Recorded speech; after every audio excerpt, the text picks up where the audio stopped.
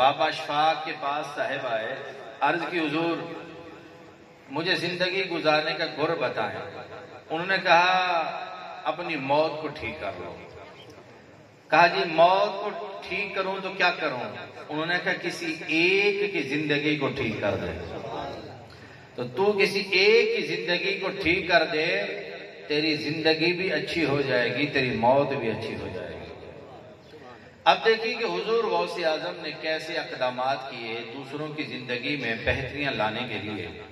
آپ ایک مرتبہ حج پہ تشریف لے گئے اور جب واپسی پہ آنے لگے تو آپ نے کہا کہ ہم نے فلاں مقام پہ ٹھہرنا ہے، تو تم معلوم کرو کہ کون سا وہ گھر ہے جو غریب ہے، سب سے زیادہ ہم اس کے گھر میں جا کر ٹھہریں گے۔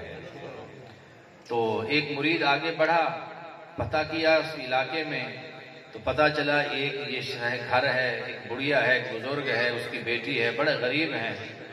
اب جب وہاں پہنچے تو بڑے بڑے امیر استقبال کے لیے موجود ہیں۔ سب کہہ رہے ہیں حضرت میرے گھر میں آئے، میرے گھر میں قدم، میرے گھر میں قدم۔ آپ نے فرمایا نہیں، آج ہم ادھر جائیں گے۔ دروازے پہ دستک دی اور وہ بہر آئے، کہا آج ہم تمہارے گھر میں کچھ دیر آرام کرنا چاہتے ہیں، اجازت ہو تو ٹھہر جائیں۔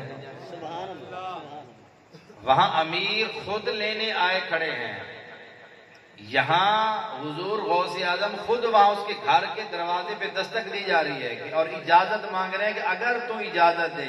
امیر کے گھر پہ نہیں، غریب کے گھر پہ کھڑے ہیں، اور غریب کے گھر پہ کھڑے ہو کر کہہ رہے ہیں اگر تیری اجازت ہو تو کچھ دیر یہاں ٹھہر جائیں، آرام کر لیں۔ میں کہا حضور ہمارے لیے تو سعادت کی بات ہوگی۔ اب دیکھیے کہ آپ ٹھہرے، جب امیر حضرات جو مریدین ہیں آپ سے عقیدت رکھنے والے آئے ملے، انہوں نے آپ کو تحفے تحائف بڑے بڑے وہ پیش کرتے گئے، آپ رکھتے گئے، ہاتھوں میں نہ لیے رکھتے گئے۔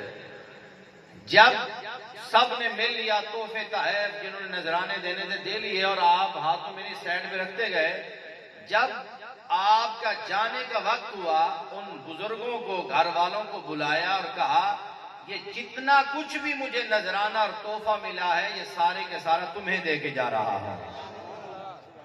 اب کتب میں آتا ہے کہ حضور غوث اعظم کے جانے سے پہلے اس محلے میں سب سے غریب گھر کوئی تھا تو ان کا تھا، جب وہاں سے گئے تو پورے محلے میں وہ امیر بن چکے تھے۔ تو اب دیکھیے کہ دوسروں کی زندگی میں بہتری لانے کے لیے حضور غوث اعظم نے کیسا قدم اٹھایا۔ آپ نے ایک شخص کو دیکھا پریشان بیٹھا ہے، پوچھا بابا تو پریشان نظر آتا ہے؟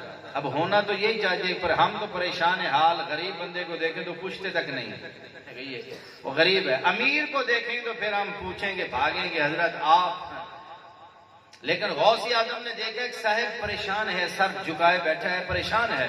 کہا کیوں پریشان بیٹھے ہو؟ کہا جناب میرے پاس کرایہ نہیں ہے، میں جانا چاہتا تھا تو راستے میں دریا آتا ہے تو ملاح جو دریا پار کرانے کے لیے کشتی ہے اس کے پاس، اس نے کرایہ مانگا، میں نے کہا کرایہ نہیں ہے، اس نے کہا پھر نیچے اتر جا، بغیر کرایہ کے میں تمہیں پار نہیں کراؤں گا۔ تو پھر جب کرایہ نہیں تھا، پیسے نہیں تھے تو میں پریشان ہوا کہاں جاؤں، تو پھر آپ کے در پہ آ کے بیٹھ گیا ہوں۔ حضور غوث اعظم پریشان ہوئے، تھوڑی دیر گزری، ایک صاحب آئے، انہوں نے نذرانہ پیش کیا، کم و بیش 30 درہم تھے، آپ نے اس کو دیے اور کہا جاؤ اس ملح کو دے دو اور اسے کہہ دینا کہ غوث اعظم ذوالقادر کہا ہے آج کے بعد اگر کوئی ایسا غریب آ جائے جس کے پاس کرایہ نہ ہو، ضد نہ کرنا، اسے بھی پار کرا دیا کرنا۔ تو دیکھیے کہ دوسرے کی زندگی میں بہتریاں لانے کے لیے کیسے کوشش کی ہے۔